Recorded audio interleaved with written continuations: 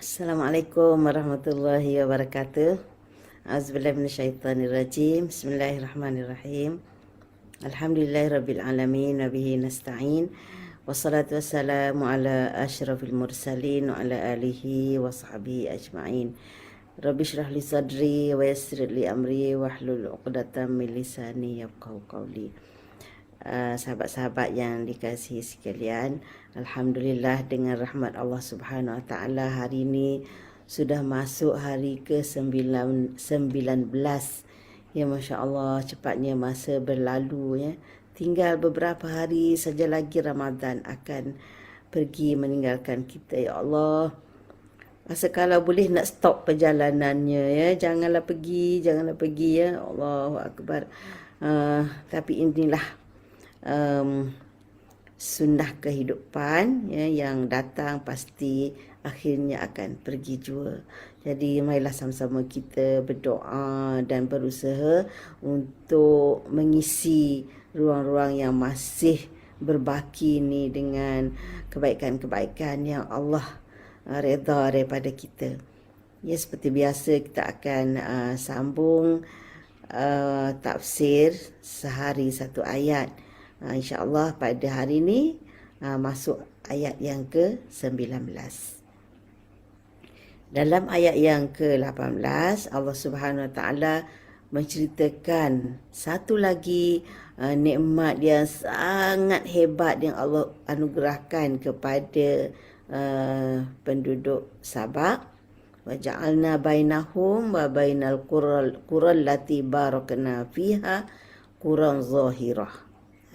Wa qaddarna fiha sayr siru fiha layali wa ayyaman aminin. Jadi ayat ini ditafsirkan bahawa kaum Sabak ini mereka kerjanya apa orang kata, melakukan perjalanan musafir untuk urusan perniagaan ke negeri yang jauh. Yang dipaham daripada ayat ini adalah daripada negeri mereka di Yaman ke Qurul lati barakna fiha ni ialah ke negeri Syam, yang termasuk Palestin ya. Syam tu maknanya dia merangkumi Jordan, Syria, Lebanon dan Palestin sekarang. Jadi perjalanan itu mudah bagi mereka kerana di antara Yaman dan Palestin itu walaupun jaraknya jauh, tetapi di tengah-tengah itu ada negeri-negeri yang berdekatan. Mereka boleh singgah bila-bila dan di mana sahaja yang mereka kehendaki untuk berehat, untuk menambah bekalan dan sebagainya. Quran Zahirah ni maknanya kampung-kampung atau negeri-negeri persinggahan yang nampak jelas. Maknanya mereka berhenti satu tempat, dah start nak berjalan semula, dah nampak dah yang depan tu ada tempat berhenti lain, lebih kurang macam tu. Dan mereka dikatakan kepada mereka siru fiha layali wa ayyaman aminin. Berjalanlah ya di jalan itu, tak kira siang atau malam dalam keadaan yang aman. Kemudian yang ke-19 ini Allah Subhanahu Wa Taala menceritakan bagaimana sikap dan penerimaan mereka terhadap kemudahan yang Allah telah sediakan. Jadi Allah sebut faqalu rabbana ba'id baina asfarina wa zalamu anfusahum. Itu dua perkara ya. Faqalu Rabbana ba'id baina asfarina wa zalamu anfusahum. Ba'id baina asfarina, kalau nak terjemah, jauhkanlah jarak perjalanan kami, wa zalamu anfusahum, dan mereka menzalimi diri mereka. Jadi apa maksud Rabbana ba'id baina asfarina ni? Kalau ayat yang ke-18 Allah ceritakan, Allah jadikan bainahum wa bainal qural lati barakna fiha quran zahirah. Maknanya jarak antara negeri mereka dengan tempat mereka nak tuju tu, di tengah-tengahnya ada negeri-negeri yang zahirah yang muncul, berdekatan. Jadi kita faham di sini mereka minta supaya jangan ada yang dekat-dekat ni, biar jauh-jauh. Jadi kata-kata ini menurut Ar-Razi, kita boleh kita boleh faham kita boleh andaikan dua makna lah. Maksud pertamanya, mungkin mereka minta dengan sombongnya, dengan penuh kesombongan, maknanya tidak menghargai nikmat yang ada, tapi minta yang lain daripada itu.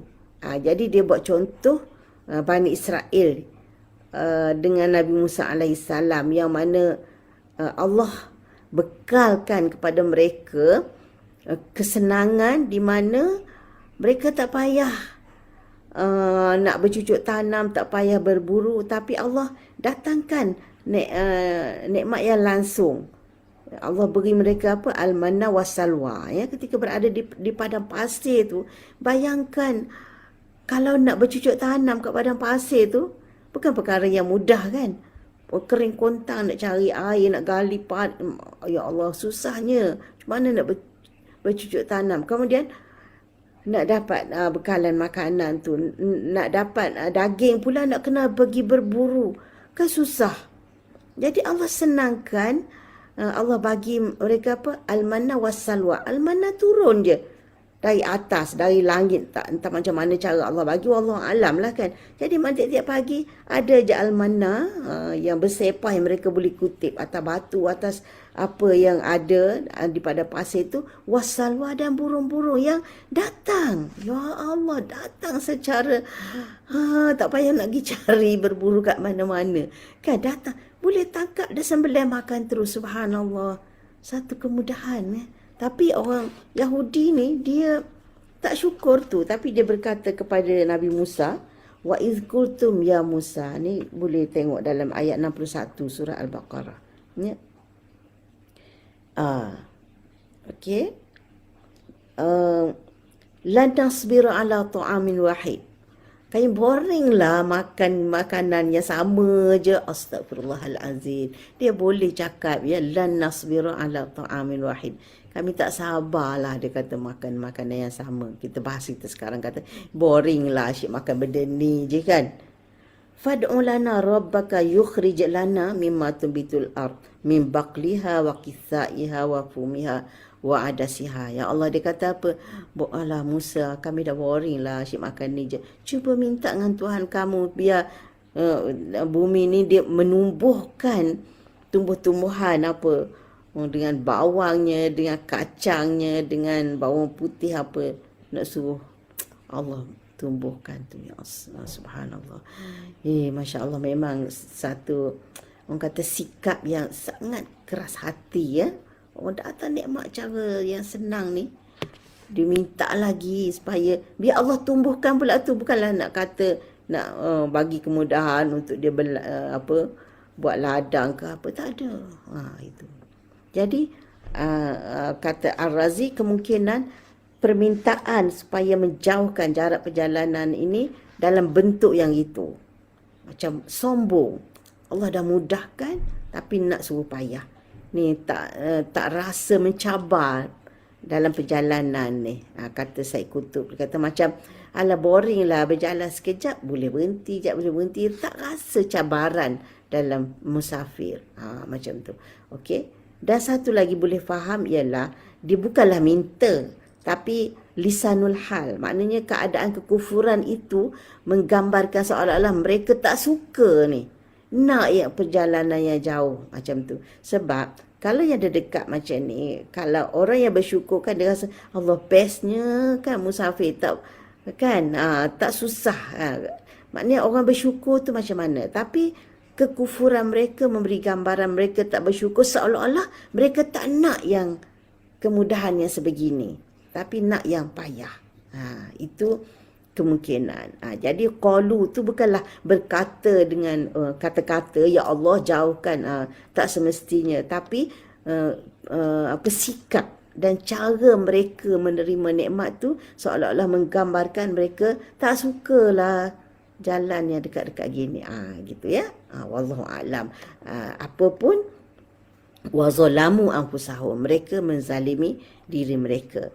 Jadi kata Syekh Sya'rawi, tak kiralah mereka ni mohon macam bentuk yang pertama macam Yahudi minta, betul-betul minta tu, ataupun lisanul hal saja menggambarkan mereka tak nak yang senang macam ni. Menurut Syekh Sya'rawi, zalamu anfusahum ni, kenapa Allah sebut wa zalamu anfusahum? Sebab bagi dia musafir ini yang pergi berniaga ni, dia kata dilakukan oleh pelbagai golongan. Jadi dengan adanya persinggahan yang dekat-dekat ni, dia memungkinkan orang susah yang tak ada kenderaan yang besar-besar pun boleh melakukan musafir. Jadi macam orang-orang kaya ni, dia rasa dengan perjalanan yang mudah ni macam banyak saingan untuk mereka. Jadi orang kafir pula, orang miskin, orang fakir pun boleh juga berniaga macam mereka. Jadi mereka tak suka keadaan yang sebegitu. Jadi mereka nak monopoli, biar mereka je yang boleh buat bisnes ekspor import ni. Tak ada saingan dari kalangan orang yang susah. Jadi itu kata Syekh Sya'rawi. Jadi dengan sikap yang sedemikian, maka Allah katakan bahawa zalamu anfusahum. Zalamu anfusahum iaitu mereka menzalimi diri. Kenapa menzalimi diri? Pertama, kalau dah persinggahan itu jauh-jauh, jadi mereka sendiri pun susah nak berehat. Kan mereka tak dapat ketenangan dan kerehatan yang mudah. Sebab nak kena berjalan jauh baru jumpa tempat berehat. Kalau tak kan dekat-dekat aja, senang bila-bila boleh berhenti. Jadi maknanya mereka mengharamkan kerehatan untuk diri sendiri. Jadi itu satu kezaliman buat diri. Dan yang kedua, maknanya bila nak monopoli tu untuk diri sendiri je, maknanya menzalimi hak orang lain. Jadi bila menzalimi hak orang lain tu macam menzalimi diri sendiri jugalah kan. Dan yang ketiganya, menzalimi diri kerana mereka tidak berpeluang untuk meraih kesempurnaan iman. Sebab tuntutan kesempurnaan iman ni, kata Syekh, dia kasihkan untuk orang lain sebagaimana kasih untuk diri. La yuhibbu ahadukum hatta yuhibba li akhihi ma yuhibbu li nafsihi, yang dalam satu hadis. Tidak beriman seorang kamu sehingga dia kasih untuk orang lain apa yang dia kasih untuk diri sendiri. Jadi itu antara bentuk yang kita boleh faham daripada Allah kata zalamu anfusahum, mereka menzalimi diri. Jadi dah mereka nak sangat macam tu, maka Allah pun bagi. Allah tak sebutlah sini Allah bagi tu maknanya ambil macam tu kan. Tapi Allah kata apa? Faja'alnahum ahadith. Maknanya dapatlah apa yang mereka nak. Macam mana? Mereka dah tak hebat sebagaimana ketika nikmat melimpah ruah ke atas mereka. Jadi akhirnya faja'alnahum ahadith. Kami jadikan mereka bahan bicara, bahan perbualan orang selepas mereka. Ahadith maknanya jadi bahan percakapan lah, cerita-cerita. Cerita yang baik tak apalah kan, tapi cerita yang tak baik, akhirnya mereka menjadi bahan percakapan, perbandingan yang tak baik di kalangan generasi selepas mereka. Wa mazzaqnahum kulla mumazzaq, dan kami cerai-beraikan mereka dengan penuh-penuh kulla mumazzaq, maknanya memang berterabur betul. Itu maknanya, artinya kaum mereka asalnya satu negeri yang bersatu, yang kukuh, yang kuat, yang berpadu, tapi akhirnya dah makin susah. Jadi bertebaran ke sana kemari sampai susah nak dikesan. Itu maksud dia, ya. Jadi itu balasan bagi orang yang kufur nikmat, ya, tidak mensyukuri nikmat yang Allah beri. Allah bagi senang, nak minta susah. Allah bagi kemewahan, tak mengiktiraf kemewahan itu dengan kesyukuran. Jadi Allah kata inna fi zalika la ayatil likulli sabbarin syakur. Pada yang demikian itu terdapat tanda-tanda bagi orang yang sabar. Sabar maknanya sangat bersyukur. Sabar maknanya sangat bersabar, dan syakur sangat bersyukur. Jadi maksudnya dua aspek yang kita boleh belajar di sini. Kalau susah, kenalah sabar. Bukan sabar main-main, tapi sangat sabar. Sabar maknanya terlalu sabar. Maknanya sabar itu sekali susah, sabar. 2 kali susah, sabar. 3 kali susah, sabar. Sekejap, sabar. Lama sikit, sabar. Maknanya sangat-sangat sabar. Ya. Syakur pun begitu, sangat-sangat bersyukur. Bukan hanya sekadar Alhamdulillah sekali 2, tapi terus memelihara nikmat ini dengan syukur. Ya. Yang pertama sekali syukur ialah mengiktiraf segala kesenangan ini daripada Allah Subhanahu wa ta'ala. Sahabat-sahabat sekalian, cuba kita fikir, ya, dalam ramai-ramai itu adakah semua orang jahat macam ni, mengkufuri nikmat Allah Subhanahu wa ta'ala? Ya, bagi pendapat saya lah, ini pendapat saya saja, tak ada ahli tafsir yang sebut ni. Yang sebenarnya, yang sombong, yang degil, yang tak syukur ni terdiri daripada mereka yang atasan, yang kaya, ya, maknanya golongan atasan lah kan. Segelintir mereka. Yang ramai-ramai itu mungkin tak adalah sombong macam ni kan, sombong macam mereka. Tetapi kenapa akhirnya nikmat itu ditarik? Walaupun tentulah ada yang bersyukur, takkanlah semua tak syukur, tapi akhirnya kenapa nikmat itu ditarik dari seluruh mereka? Kenapa tak kekalkan nikmat untuk yang golongan bawah ni? Pendapat saya, ini pendapat saya, ya. Kalau salah pun salah lah kan.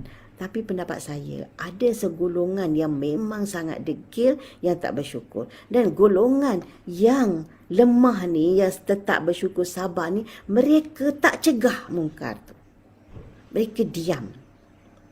Mereka seolah-olah takut nak tegur, takut nak ubah. Tak bersuara lah kan, tak bersuara.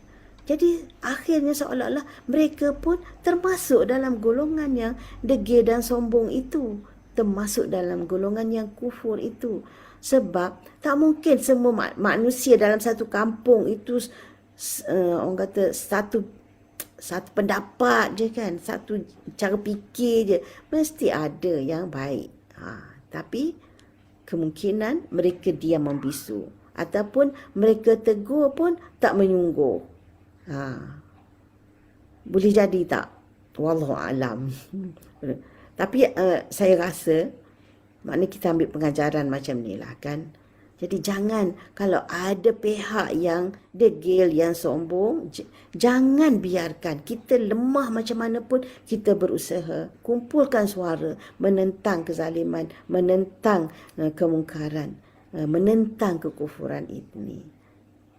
Kumpulkan suara. Kata Syekh Sya'rawi, dia kata andainya orang-orang yang zalim itu tahulah, andai orang yang zalim itu tahu apa yang Allah sediakan untuk orang yang zalim, maknanya balasan yang Allah sediakan untuk orang yang zalim, sudah tentu mereka tidak berani melakukan kezaliman. Tapi mereka tak sedar, lalu mereka buat macam-macam helah untuk meneruskan kezaliman mereka. Nak cover, ambil rasuah banyak-banyak. Lepas tu dengan duit tu kononnya lah nak bersihkan tu, pergilah haji, pergilah umrah. Ingat dengan pergi haji, pergi umrah tu dapat cover ke rasuah yang dia ambil tu? Dapat menutup ke kemungkaran itu? Dapat senang-senang nak basuh ke kemungkaran itu? Tak boleh. Kan dah ambil hak orang, mesti pulangkan. Tak boleh tunjuk baik dengan buat umrah je. Kan, itu maksudnya. Kalau orang zalim tu sedar, tahu balasan yang Allah sediakan untuk mereka, mereka tidak akan berani untuk terus berada di atas takhta kezaliman itu. Dan begitu juga kata Syekh, kalaulah orang yang dizalimi itu tahu bahawa Allah sentiasa bersama mereka, nescaya mereka tidak akan berputus asa. Mereka akan bersyukur kerana mereka tidak termasuk dalam golongan orang yang zalim. Dan terus sabar menanti datangnya pertolongan dari Allah Subhanahu Wa Taala. Sebab itu adalah janji Allah Subhanahu Wa Taala kepada hamba-hambanya yang dizalimi. Nampak ada orang bagi salam. Waalaikumsalam warahmatullahi wabarakatuh. Terima kasih kerana sudi bersama. Jadi kita dah sampai penghujung untuk ayat yang ke-19 ini. Ya, mudah-mudahan ada pengajaran untuk kita. Ya, ingat, Allah nak bagi pengajaran kepada siapa? Likulli sabarin syakur. Sabarin syakur. Maknanya marilah sama-sama kita hidupkan dalam diri kita dua sifat ini. Iaitu sabar, sangat sabar ketika diuji, dan syakur, sangat bersyukur ketika dilimpahi nikmat oleh Allah Subhanahu Wa Taala. Mudah-mudahan Allah panjangkan usia untuk kita sambung ayat yang ke-20 insya-Allah. Sekian dulu untuk hari ini. Terima kasih kepada yang mendengar dan yang sudi menyebar-nyebarkan. Mudah-mudahan manfaatnya lebih meluas insya-Allah. Wassalamualaikum warahmatullahi wabarakatuh.